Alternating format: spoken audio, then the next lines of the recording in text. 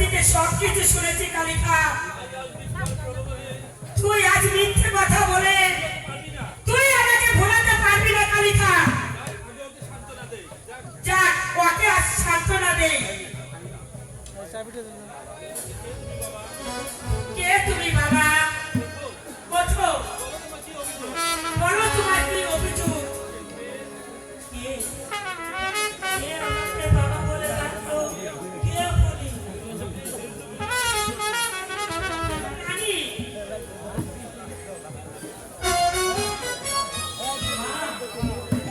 আমাদের মা। হ্যাঁ বাবা, কার বিরুদ্ধে তোমার অভিযোগ বলো বাবা? শাহজাদা কালিকার বিরুদ্ধে মা। বলুন মা, আমরা শাহজাদা এমন কি ক্ষতি করেছে যে যার ফলে আমার বাগদাদা সামরিকে জোর করে ধরে এনে কারাগারে বন্ধ করে রেখেছে।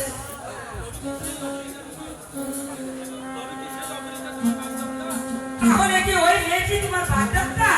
আমার তাকে উদ্ধার করতে এসেই তো পেয়েছি চাবুকের পর চাবুক। তোমাকে আর এই শয়তানের শাস্তি ভোগ করতে হবে না। আমি তোমাকে ফিরিয়ে দেব বাবা। সত্যি দেবেন মা?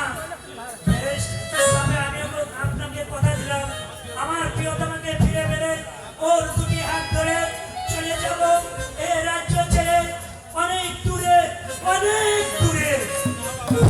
না বাবা, এই রাজ্য ছেড়ে তোমাকে যেতে হবে না।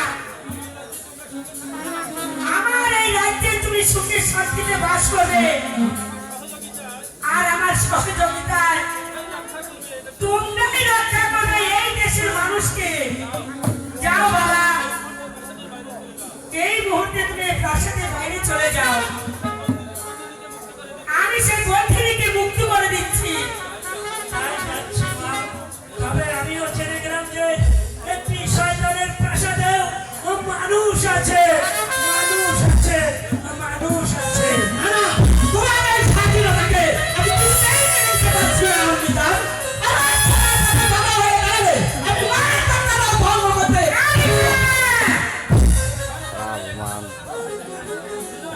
কালিকা, তার এই কথা বলতে তোর চিন্তা একটু কাঁপলো না?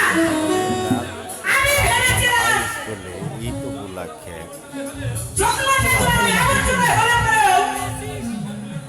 তোমার দিনটা থাকবে ফুলের মতন পবিত্র, কিন্তু এখন দেখছি সবই ভুল। কালিকা, বুঝতে পেরেছি খারাপের অন্ত কোনদিন খারাপই হয়, ভালো কখনো হতে পারে না। তাই তো আমি এই সারা রাজ্যটাকে রাজাকে পরিণত করতে চাই। আপনি যান,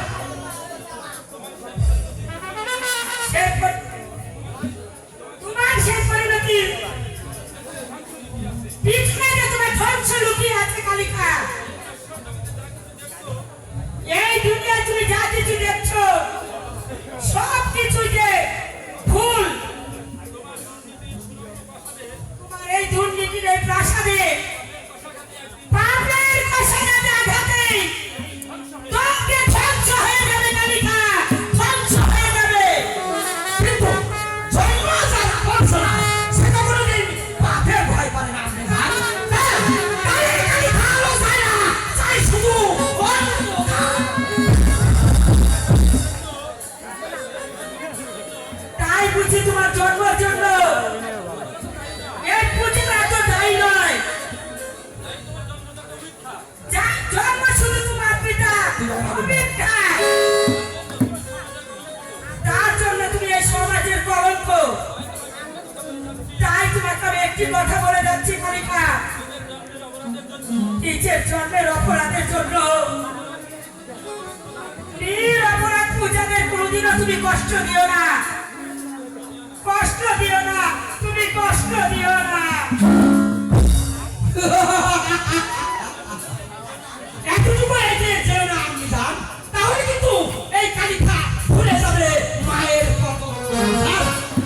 তুমি মা, তাই মা হয়ে মায়ের উচ্চ আসনে বসে বসে এই কালিকার কান্তব লীলা দেখবে আর পান খুলে হাসবে।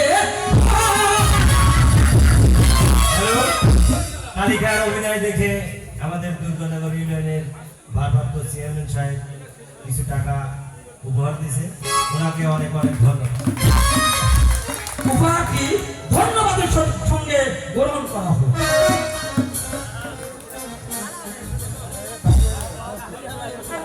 গোপাল খাঁ, যা, বন্দীকে নিজে এখানে হাজির করো।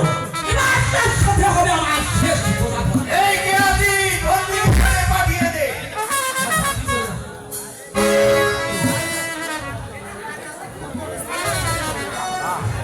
না, না, আমি জানি সকল কাজে আমি জয়ী হলেও মায়ের কাছে আমি সর্বদাই পরাজয়।